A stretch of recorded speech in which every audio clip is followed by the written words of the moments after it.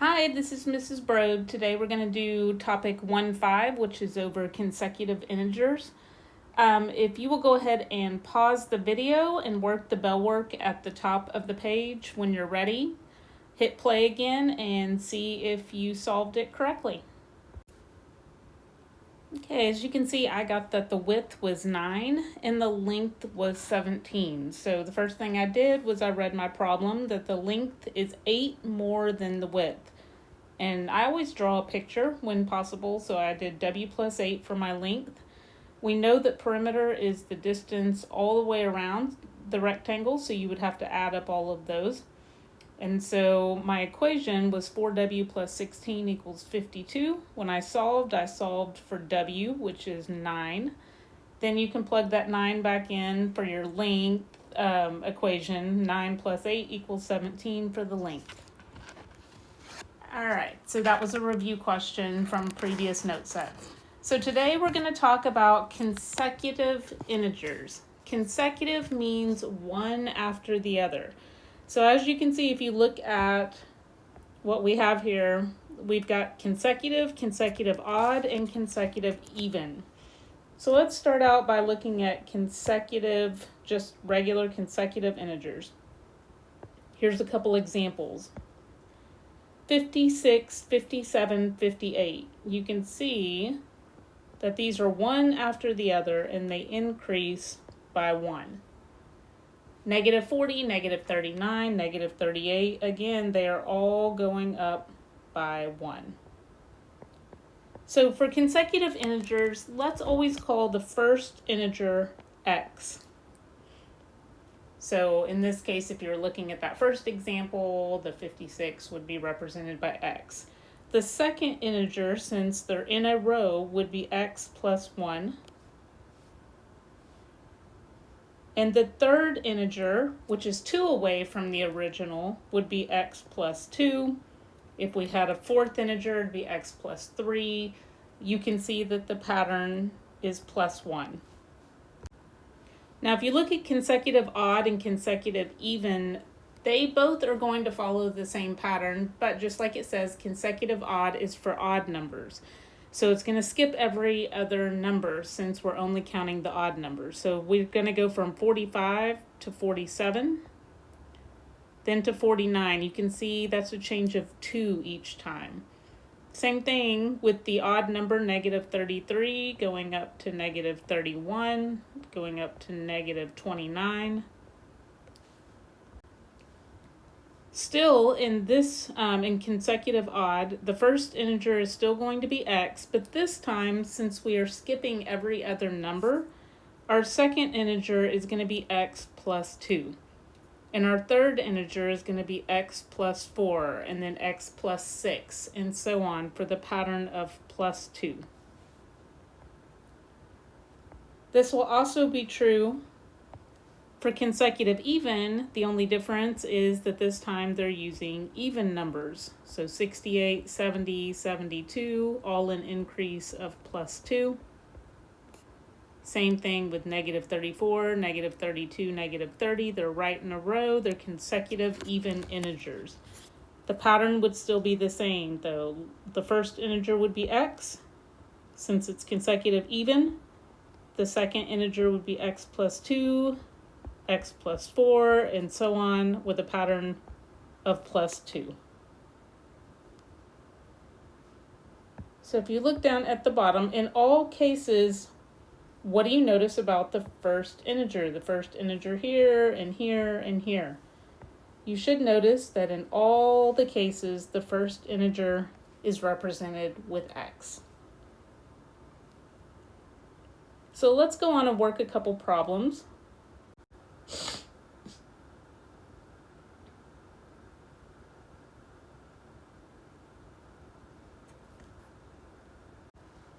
So over to the side, I'm going to write my let statements. So we're going to let the first number, and if you remember, the first number is always x. Then we need 3 consecutive integers, so we will need to define our second number and our third number. So what's important to defining these is knowing, are we just looking at consecutive, consecutive odd, consecutive even? We can see that we're looking for consecutive even. So the pattern each time would be plus 2. So the second number would be 2 more than x. The third number would be 4 more than x.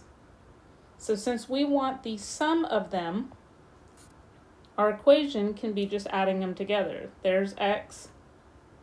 My second number is x plus 2. My third number is x plus 4.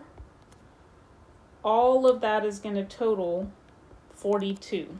So if you notice, it says in this case parentheses aren't necessary, but they do accentuate the items or the numbers being added. So if you wanted to put a parentheses around each of these to show the first integer, the second integer, the third integer, that would be totally fine. It doesn't change the problem at all. So let's go ahead and combine like terms. 1, 2, 3 x's. And then we've got 2 plus 4. So 3x plus 6 equals 42. Now we can just go through our steps of solving like a two-step problem. And we get 3x equals 36. We remember that we can divide each side by 3 to solve for x. So x would be 12. Okay, so that's part of the answer. It asks for all 3 consecutive integers. So if we know that x is 12, if we come back over to our let statement, we know that 12 plus 2 would make our second integer 14. 12 plus 4 would make our next integer 16. So I can say, as my final answer, the integers are, try to use those complete sentences, 12, 14, and 16. So we have done the first 3 steps in solving. The fourth step says check for reasonableness. First of all, are they even numbers? Yes. Then are they consecutive? Is there a pattern of plus 2 between them? Yes, 12, 14, and 16. The final way to check is, do they all add up to 42? And they do. So always go back and make sure that your problem makes sense.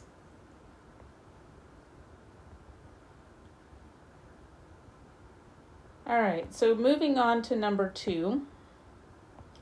Find 2 consecutive odd integers such that the smaller added to 3 times the larger gives a total of negative 30. So a little wordy there, but before we start trying to come up with an equation, we do need to write our let statement, and that will kind of help us because the let statements don't change. This time we only have 2 numbers, the first number and the second number. And remember that our first number is always defined as x, and our second number, since this is consecutive odd, the pattern is plus 2. The second number would be x plus 2. Now, we need to figure out how to translate this problem. We see the smaller added to. So the smaller of them is going to be just plain x. So the smaller is added to 3 times the larger. So x plus 2, we need to multiply that by 3. This is where the parentheses become super important. So 3 times the larger number. You have to have the parentheses. It would not be the same to write 3x plus 2 without the parentheses. In that case, that 3 would not be distributed to the 2, and it would be incorrect. So when we look back, it says total, so we know it's equal to negative 30. So the smaller number, or the first number, added to 3 times the larger, which was the second number, has to give a total of negative 30. Now that we've got it, we're going to use all the skills we know for solving equations. We know that we do need to distribute and get rid of this parentheses. So that would be 3x plus 6. Don't forget the original x. And we know that we can combine like terms. X plus 3x is going to give us 4x plus 6 equals negative 30. Now we can just move on to solving like a two-step equation. Since 6 is being added, I need to subtract it. So I get 4x equals negative 36. I'm going to divide each side by 4. And I get x equals negative 9. Now remember, that's not my final answer. I do need to plug in negative 9 for my second number and add 2. You can see that my second integer is negative 7, and remember that negative 7 is larger than negative 2. I'm sorry, than negative 9. So the integers are negative 7 and negative 9. So we do want to check again to make sure this is reasonable. First of all, are they consecutive? Odd. Yes, they're both odd numbers. They're both one after the other.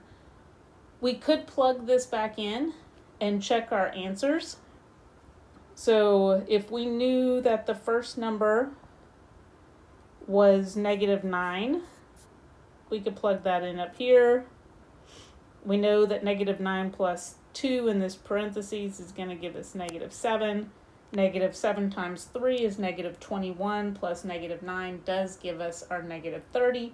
So that seems to be a reasonable answer. Okay, so looking at the last problem, you're going to write your own problem. It does give you one thing that you have to choose 3 consecutive integers. Manipulate them to yield a number, so equal to something. Write a problem that describes the manipulation and then solve. So this is where you can be creative. There's no one answer. Go ahead and pause the video. Write your let statements. Remember, they're consecutive integers, not consecutive odd or consecutive even, so that changes the pattern. I will also write one as well. When you're ready, hit play. You can look at my example. Okay, so you can see mine. Our let statements are the one thing that should be the same. Let the first number equal x. Second number is x plus 1 this time because they're consecutive. And then the third number is x plus 2. My example was the sum of the least and greatest of 3 consecutive integers is 60. What is the value of the integers? Notice I only used the first number and the third number. So in this case, I only added x and x plus 2. So I didn't actually end up using the second integer in the equation, but I still told what the second integer was in my answer. So when I did all my solving, I got that x was 29. That means if they were consecutive, then my numbers are 29, 30, and 31. So to make sure that this is reasonable, I would look at my first number and my last number. They should add up to 60, and I got 29 plus 31 does add up to 60, so that is a reasonable answer.